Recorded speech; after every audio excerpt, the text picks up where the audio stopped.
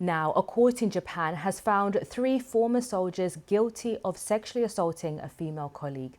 They received suspended sentences of 2 years imprisonment in a trial that attracted international attention. Rina Gonoi left the army last year and went public with her accusations, a rare step in Japan where speaking out against sexual violence remains largely taboo. Well, let's go live now to our Tokyo correspondent, Shaima Halil. Shaima, just give us the background to this case and what these 3 men have been found guilty of. This case and this verdict comes after Rina Gonoi's long fight for justice.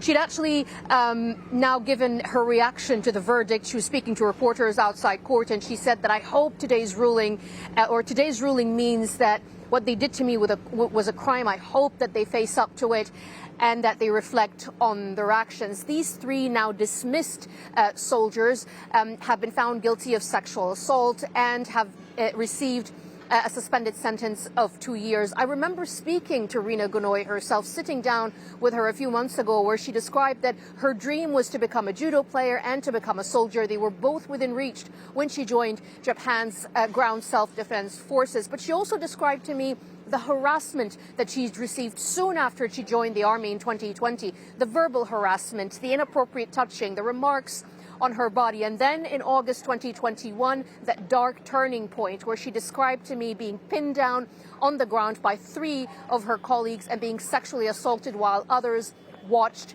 and laughed.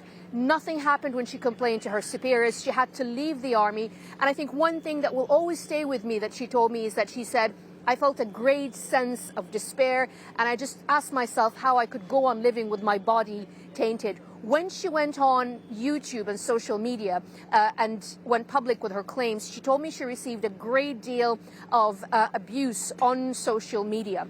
Her efforts have been well paid now. I think they've paid off. She got a public apology from Japan's defense ministry. She's now seen as a symbol of courage, but it has come at a heavy price, because here in Japan, most of sexual assault survivors are still silenced, shamed into silence. And Shaima, just briefly before we let you go, you've reported on this issue many times now, and earlier this year, Japan's sex crime laws were overhauled. Has there been much impact?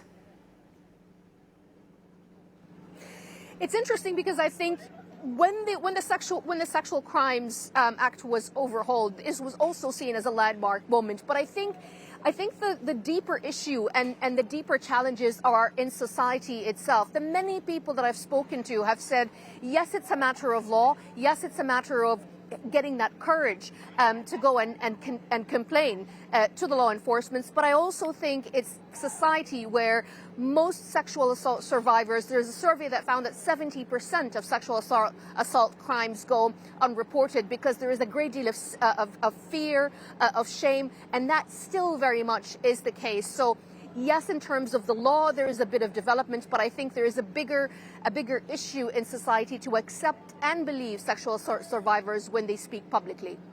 Shaima Halil, thank you so much for bringing us that very important story from Japan.